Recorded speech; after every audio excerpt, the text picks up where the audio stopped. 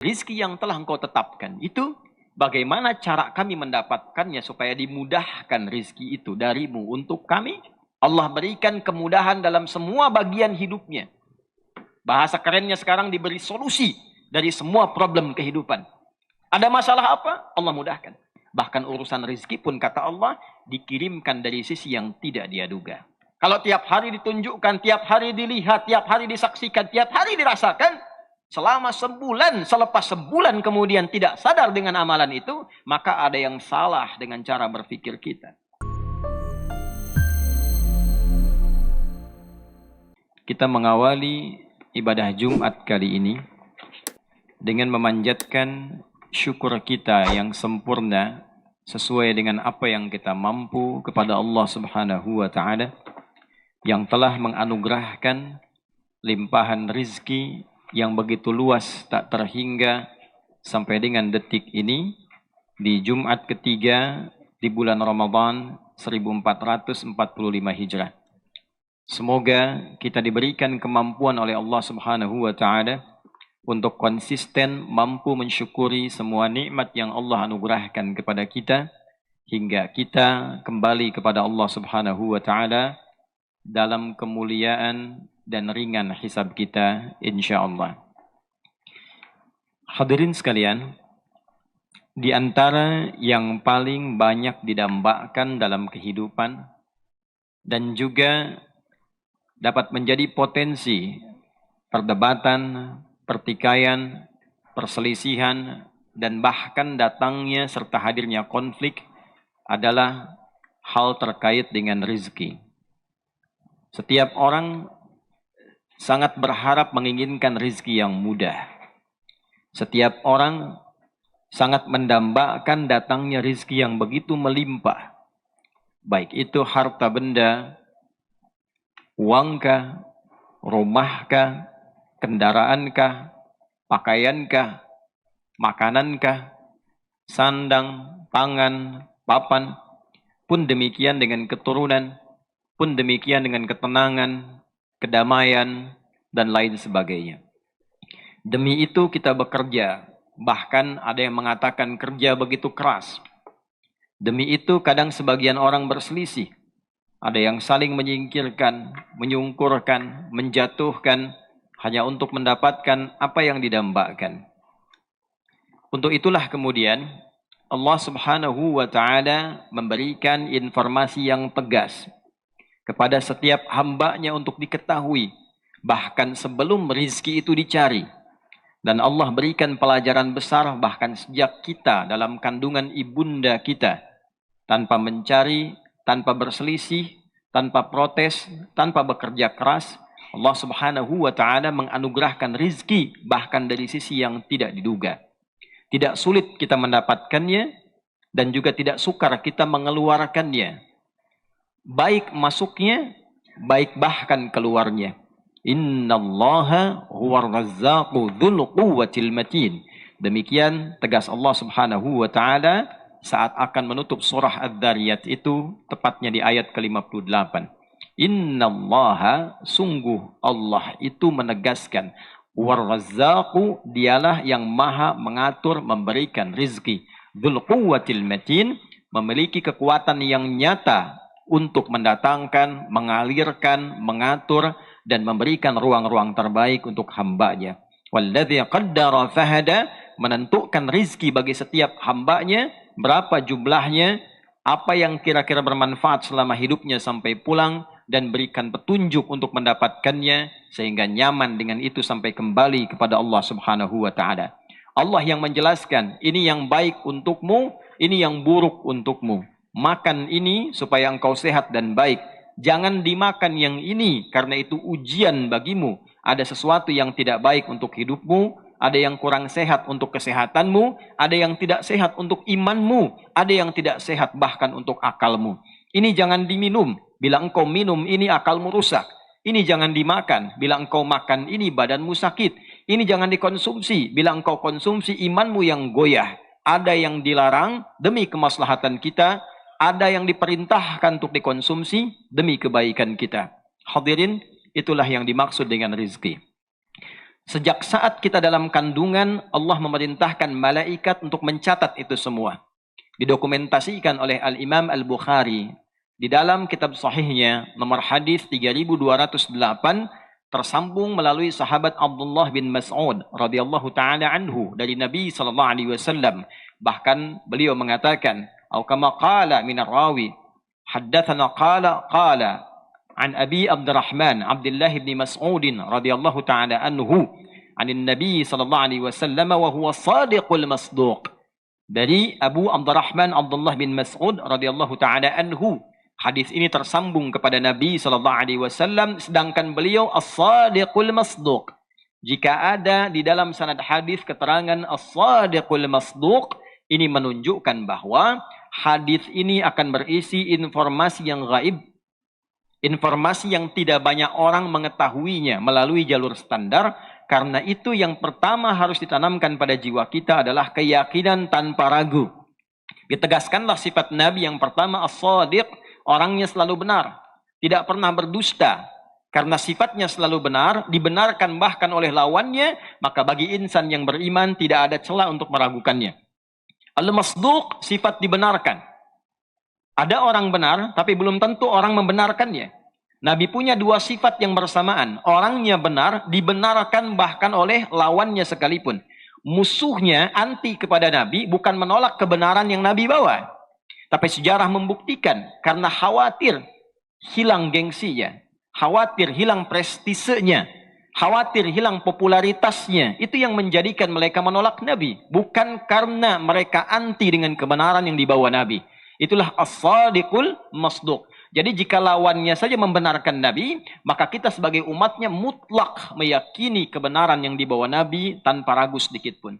Apa yang disampaikan oleh Nabi SAW, qala au kama qala, inna ahadakum yujma'u fi batni ummihi arba'ina yawman nutfah.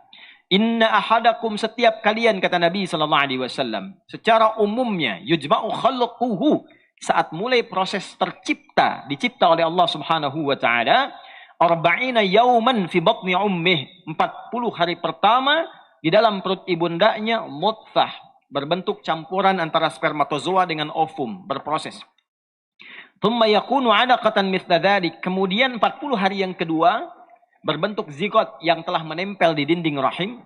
Thumma yakunu mudghah mithla dzalik, kemudian 40 hari yang ketiga berbentuk daging keratan, mudghah, mulai ada bentuknya.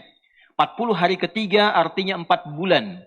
120 hari. Dalam 4 bulan ini, thumma yursalu ilaihil malak au kama qala fayanfukhu fihi ruh wa yu'maru bi katbi 40 au bi 4 kalimatin fi riwayatin ukhra. Maka diperintahkan malaikat untuk meniupkan roh.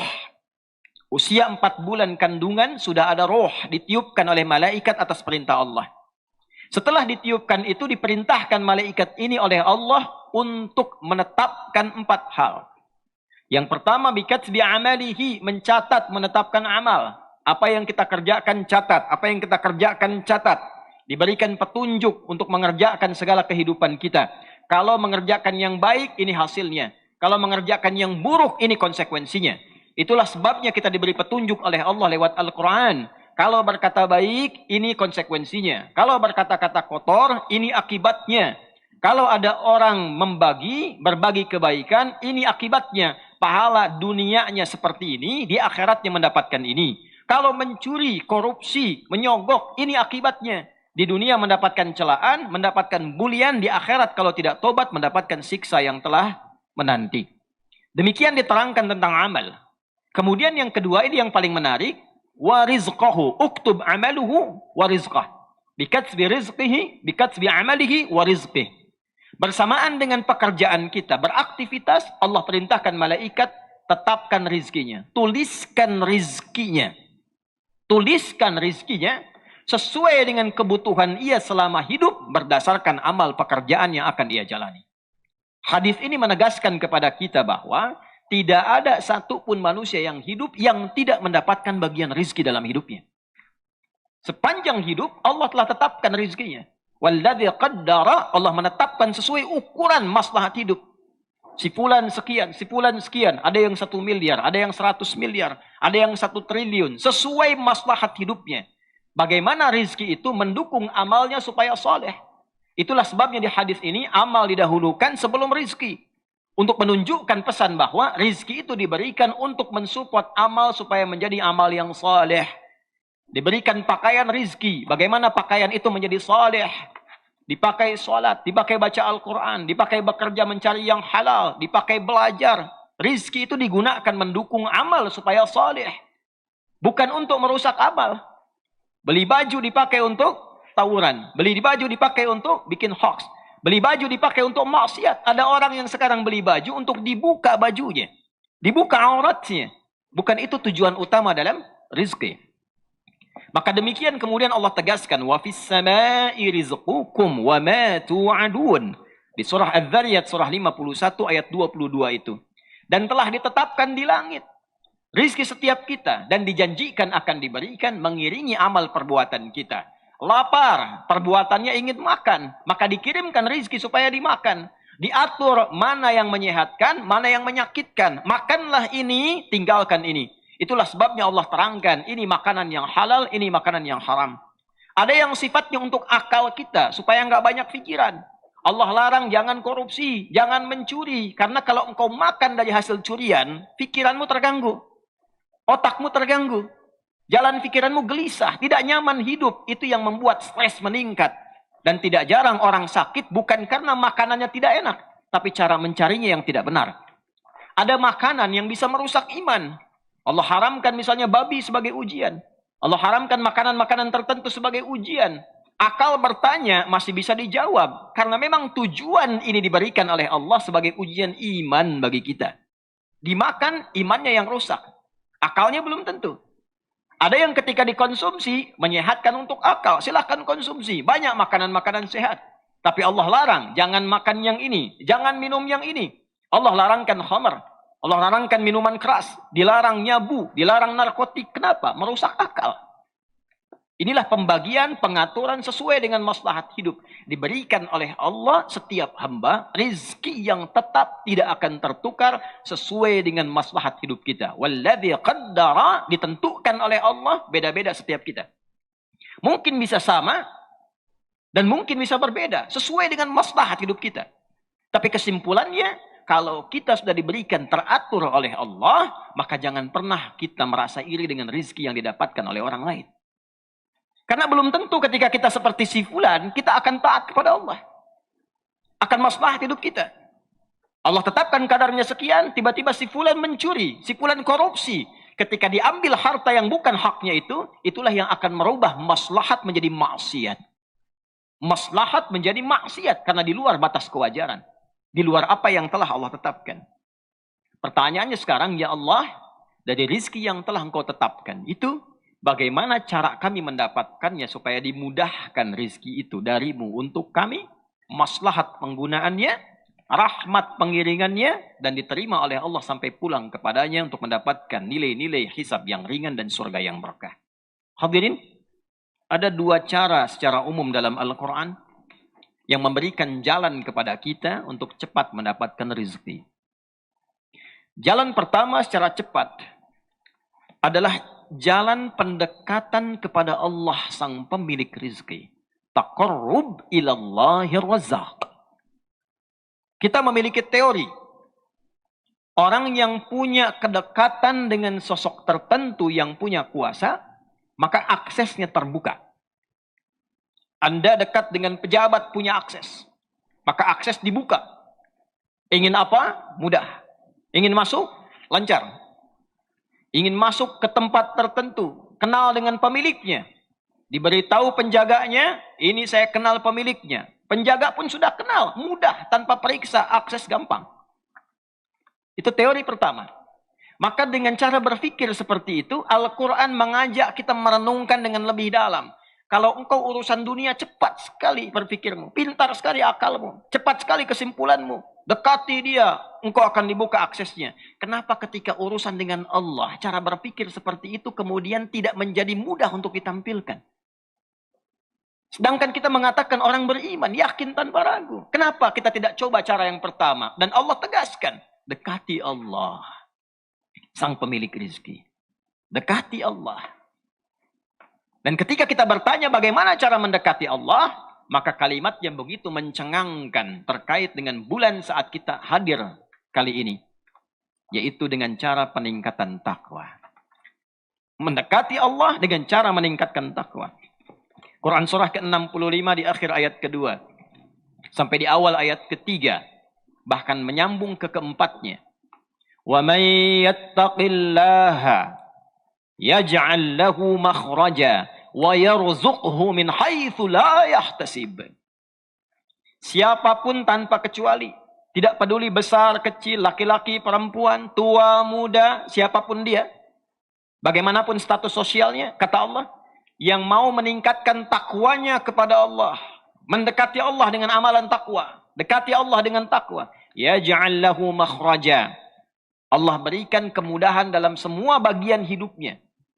Bahasa kerennya sekarang diberi solusi dari semua problem kehidupan. Ada masalah apa? Allah mudahkan. Bahkan ada orang yang sebelum menjalani kegiatan, Allah mudahkan sehingga seakan-akan tidak ada masalah. Meningkat takwanya, aksesnya semakin dekat dengan Allah. Allah sang pemilik langit dan bumi dan segala isinya, pemilik alam semuanya, dimudahkan semua aksesnya, dimudahkan urusannya. Wa yarzuqhu min haitsu la yahtasib. Bahkan urusan rezeki pun kata Allah dikirimkan dari sisi yang tidak dia duga. Dikirimkan dari sisi yang tidak dia duga. Hadirin rahimani wa rahimakumullah. Ramadan adalah bulan peningkatan takwa. Ramadan diperintahkan pada kita untuk meningkatkan takwa. Ya ayyuhalladzina amanu kutiba alaikumus siyamu kama kutiba alal ladzina min qablikum la'allakum tattaqun. Itulah sebabnya kita latihan mendekati Allah di bulan ini. Salat kita meningkat. Salat itu adalah amalan pertama wujud takwa. Al-Baqarah di ayat 2 dan 3. Dzalikal kitabu la raiba fihi hudal lil muttaqin. Siapa orang takwa di sini? Alladzina yu'minuna bil ghaibi wa yuqimunas shalah. Orang yang begitu yakin dengan Allah, walaupun tidak mampu melihatnya, yakin bertuhan kepadanya, menyembahnya. Dia buktikan itu semua dengan menunaikan salat. Di situ tulisannya di mushaf alif, lam, shad, lam, wawu, fathah tegak di atasnya tak marbutah. Menunjukkan bentuk kuantitas yang banyak. Jam'ul jama', dia tambah fardunya, dia tingkatkan sunnahnya. Itulah sebabnya Ramadan kita tambah malam tarawih. Rawatib kerjakan, duha dikerjakan. Tak terasa nambah sholat kita. Coba dilihat, berpikir dengan jernih. Bukankah saat Ramadan rezeki begitu melimpah? Hal yang tadinya susah sekarang. Sebelum subuh sudah ada makanan. Betapa banyak di masjid-masjid ada sahur gratis. Buka gratis, takjil gratis. Itu disadarkan oleh Allah tanpa kita sadari tiap hari itu. Wa yarzuqhu min haitsu la yahtasib. Sekarang orang pengen makan di jalan, belum nyampe rumah, mampir sedikit sudah ada orang ngasih kurma. Minimal dikasih air. Mampir masjid ada bukaan, menunya macam-macam. Tiap hari. Orang ningkatkan lagi baca Quran. Baca tiap malam, tiba-tiba dikirimkan makanan ke dalam masjid. Ada yang baca tilawah sampai datang sahur. Bahkan Allahu Akbar, tidak diminta, diatur sendiri. Sekarang si fulan yang ngasih makanan, besok si fulan ngasih makanan. Wa yarzuqhu min haitsu la yahtasib. Tiap hari kita ditunjukkan lewat Ramadan, dilatih kita. Pertanyaannya, apakah kita akan konsisten mempertahankan ini sampai selesai Ramadan? Kalau tiap hari ditunjukkan, tiap hari dilihat, tiap hari disaksikan, tiap hari dirasakan, selama sebulan, selepas sebulan kemudian tidak sadar dengan amalan itu, maka ada yang salah dengan cara berpikir kita. Ada yang sakit dalam imannya. Anda makan kerupuk selama sebulan. 30 hari. Hari ke-31 diberi makan kerupuknya tidak diberikan. Bukankah pertanyaan pertama Anda, mana kerupuknya? Anda tarawih tiap malam, sholat tiap malam, baca Quran tiap hari. Selesai Ramadan, hilang kebiasaan itu. Ada yang salah. Ada yang salah. Ada yang salah. Ini adalah latihan untuk melatih kita dekat dengan Allah sehingga manfaat Ramadan tanpa terasa. Ramadan itu kalau benar dilakukan meningkatkan takwa, peningkatan takwa itu melahirkan kemudahan dalam rezeki. Sebuah kisah yang singkat. Al-Quran itu begitu indah. Diberikan penjelasannya, diberitahu jalannya, diberitahu contohnya. Dan kalau dilihat dalam biografi, ketemu orangnya. Nyata betul. Maryam alaihissalam. Quran surah 3 Ali Imran di ayat ke-37. Maryam ini disiapkan oleh orang tuanya khusus untuk mendekati Allah. Ini rumus untuk orang tua. Kalau ingin dimudahkan rizkinya di keluarga, untuk orang tua, bapaknya, ibunya, kakeknya, neneknya, bahkan saudaranya, maka siapkan satu di antara anaknya supaya dekat dengan Allah. Jadikan ahli salat, jadikan ahli Quran. Ada ayat yang tegas menyampaikan, nahnu narzuquhum wa iyyakum. Ada rizki yang aku titipkan lewat anak untuk kedua orang tuanya. Apa investasinya? Dekatkan anak dengan Allah. Dekatkan anak dengan Allah. Di antara contohnya Maryam. Oleh Imran dan Hannah. Imran itu bukan nabi, orang saleh. Hannah istrinya salihah. Dua-duanya menyiapkan Maryam anaknya. Bukan rasul, bukan nabi. Perempuan salihah, terhormat. Disiapkan tempat ibadahnya. Dibikinkan mihrab. Tidak boleh ada yang ganggu.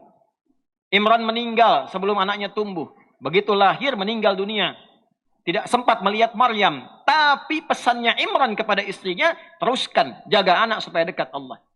Dirawat oleh pamannya Zakaria. Pamannya yang mengirimkan makanannya, pakaiannya. Tapi menariknya, ketika orang tua benar-benar menautkan ikhtiarnya kepada Allah dengan benar, maka dijawab oleh Allah. Fataqabbalaha rabbuha biqabulin hasanin wa ambataha nabatan hasanan wa kaffalaha Zakaria. Kullama dakhala 'alayha Zakaria al-mihraba wajada 'indaha rizqa. Qala ya Maryamu anna laki hadha? Qalat huwa min 'indillah. Innallaha yarzuqu man yasha' bighairi hisab. Bighairi hisab. Aku terima kata Allah ikhtiar orang tua. Aku rawat. Kalau Allah sudah terima, Allah yang perhatikan. Dari mulai tumbuh sampai berkembang dewasa bahkan sampai wafatnya. Zakaria alaihi salam yang ditugaskan memberikan makanan, pakaian, bingung. Setiap masuk ke mihrabnya Maryam, sudah ada makanan. Musim anggur ada anggur biasa. Bukan musim anggur, ada anggur. Semua keperluan ada. Kata Zakaria alaihi salam, ya Maryamu anna laki hadha. Maryam, dari mana semua ini? Qalat huwa min indillah. Kata Maryam, iya, ini semua adalah dari Allah subhanahu wa ta'ala. Innallaha yarzuqu man yasha' bighairi hisab. Ini kata kuncinya. Allah sungguh paman, Allah itu akan memberikan rizki bentuknya apapun tanpa batas pada siapa yang dikehendaki. Rumus tafsir mengatakan begini. Kalau ada di Al-Quran kalimat may yasha', maksudnya masuklah pada golongan yang dikehendaki oleh Allah itu. Bukan ingin mengkhususkan al-ibaratu bi umumil lafzi la bi khususis sababi. Hukum itu berlaku karena keumuman ayat, bukan khusus sebabnya. Jadi maksudnya kalau ingin seperti Maryam, maka lakukan amalan seperti yang dikerjakan Maryam. Maka masuklah pada golongan yang dikehendaki oleh Allah. Dari mana taunya itu? Nabi Zakaria langsung mengerjakan apa yang dikerjakan oleh Maryam. Di mihrabnya Maryam. Berdoa, sholat, minta kepada Allah. Minta yang mustahil menurut manusia. Tapi dibutuhkan oleh beliau. Kenapa mustahil? Karena istri beliau divonis oleh medis, mohon maaf, monopus dan mandul, tidak mungkin punya keturunan. Maka minta di situ kepada Allah dan dikabulkan seketika. Hunalika da'a Zakaria rabbah. Qala rabbi habli min ladunka dzurriyyatan thayyibah. Innaka sami'ud du'a. Fanadathul malaikatu wa huwa qa'imun yusalli fil mihrab. Annallaha yubashshiruka bi Yahya. Jadi kalau dengan Allah dekat, keturunan itu dijaga mudah. Rizki dijaga mudah. Makan itu dapat nyaman, sehat, tenang. Terakhir kunci untuk mendapatkan ini, jangan tarik ibadah kepada dunia. Karena tujuan mendekati Allah itu bukan untuk rizkinya, tapi untuk Allahnya. Menunjukkan ketaatan kita kepada Allahnya, bukan karena rizkinya. Awas, jangan salah. Jadi kalau kita mendekat kepada Allah, tujuannya untuk mendapatkan rizkinya, yang dapat cuma rizkinya. Ridha dan cinta Allahnya nggak dapat. Jadi Maryam itu disiapkan mihrab untuk mendekat kepada Allahnya. Rizki itu cuma bonus saja. Cuma jalan singkatnya mendekat kepada Allah. Tujuan mendekat kepada Allah itu taqarrubnya adalah jangan tarik kepada aspek rizkinya. Tapi tarik kepada taqarrub untuk mendekati Allah, meraih cinta dan ridhanya. Itu yang menjadikan kita dijaga tanpa batas rizkinya oleh Allah subhanahu wa ta'ala. Karena sering ditemukan kekinian orang ibadah ditarik ke dunianya. Tahajud supaya lulus ujian. Puasa supaya pekerjaan diterima. Supaya gaji naik. Gampang bagi Allah mewujudkan itu. Ya. Tarik ke akhirat, tarik ke ibadah, rezeki akan mudah diberikan. Jalan pertama. Sebagai penutup khutbah singkat ini, jalan kedua adalah jalan yang ditempuh oleh umumnya manusia. Standar. Yaitu bekerja. Ingin kaya? Kerja. Ingin melimpah rezeki? Kerja. Apa dalilnya? Ya ayyuhan nasu kulu mimma fil ardi halalan thayyibah. Quran surah kedua ayat 168. Hai semua manusia, kalau ingin makan, kalau terpenuhi kebutuhan, ingin diwujudkan, kerja. Silahkan cari makan, kerja. Minimal untuk makan. Jelajahi, jangan putus asa. Tidak ada di Tapos, cari tempat lain. Sukacai tidak ada, cari ke Cadasari. Cadasari tidak ada, cari ke Menes. Menes tidak ada, cari Labuan. Labuan tidak ada ke Anyer. Anyer tidak ada Cilegon. Cilegon tidak ada ke Serang. Serang tidak ada Tangerang. Sebanten tidak ada, cari ke Jakarta. Jakarta tidak ada, cari ke Sumatera. Apa tidak ada tapak bumi ini yang bisa kita dapatkan untuk mendapatkan bagian untuk makan kita? Kata Allah, kita diciptakan, diberi kemampuan untuk itu. Asal tidak malas, bisa makan. Tidak harus mencuri. Kenapa harus mencuri? Kenapa harus berjudi? Kalau mau bekerja, Allah berikan. Itu poinnya, kerja. Bagaimana bagi orang beriman? Orang beriman lebih dimudahkan lagi kalau dia bekerja dengan imannya. Al-Baqarah ayat 172, sekaligus menutup khutbah ini.